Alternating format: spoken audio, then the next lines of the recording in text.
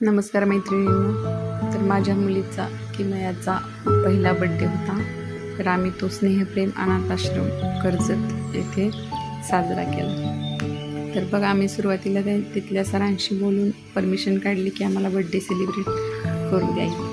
तर त्यांनी आम्हाला परमिशन दिली आणि 19 सप्टेंबर रोजी तिचा बड्डे आम्ही तिथं साजरा करणार होतो. त्या दिवशी त्या मुलांनी एवढी तयारी करून ठेवली होती की सर्व नीटनेटकं टेबल वगैरे फुगे लावून त्यांनी एका रूममध्ये सजावट केलेली होती. आणि तिथल्या ज्या मुली आहेत त्यांनी नंतर तिचं औक्षण वगैरे केलं. सर्वांनी त्या मुलांच्या चेहऱ्यावरती इतका आनंद दिसत होता ना.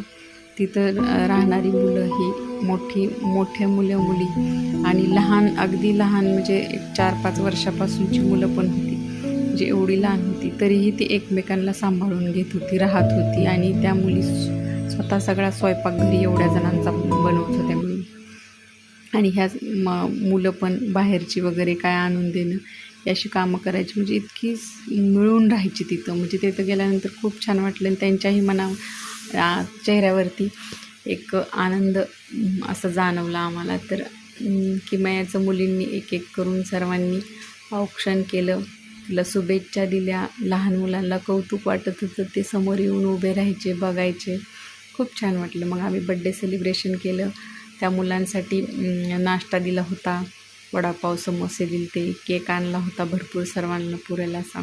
तर सांगण्याचा उद्देश एवढाच की घरी 10-15 हजार खर्च करून डेकोरेशन करून तुम्ही पैसे वाया घालवता आणि बड्डे सेलिब्रेट करता. त्यापेक्षा तुम्ही एका अनाथ आश्रमात त्या मुलांना 4 घास खाऊ घालून त्यांना गिफ्ट देऊन जर बड्डे साजरा केला तर म्हणजे ते समाधानही मिळेल आणि आशीर्वादही मिळतील. आणि जे हे आलं नाही, ते आलं नाही किंवा ह्या पाहुण्यांना राहिलं सांगायचं किंवा काय असे ज्या नातेवाईकांमध्ये जे तुझं माझं होतं यापेक्षा तर हा बड्डे अगदी म्हणजे खूप छान आहे.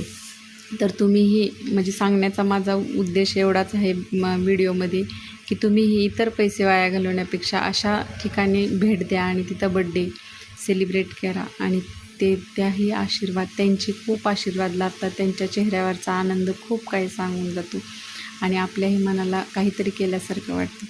तर बड्डे झाल्यानंतर तिथल्या मुलांना आम्ही शालेय ज्या उपयोगी पडणार आहेत त्या वस्तू दिल्या, कारण ती मुलं बाहेर शाळेला जात होती आणि राहत फक्त तिथं होती. मग त्यांना पेन्सिल, कलर्स, पेन, वह्या अशा ज्या लहान मोठी सगळीच मुलं होती त्यामुळे आम्ही लहान मोठ्या साईजच्या सगळ्यांनाच वह्या दिलेल्या होत्या. पेन्सिल, खोडरबर हे अशा छोट्या छोट्या गोष्टी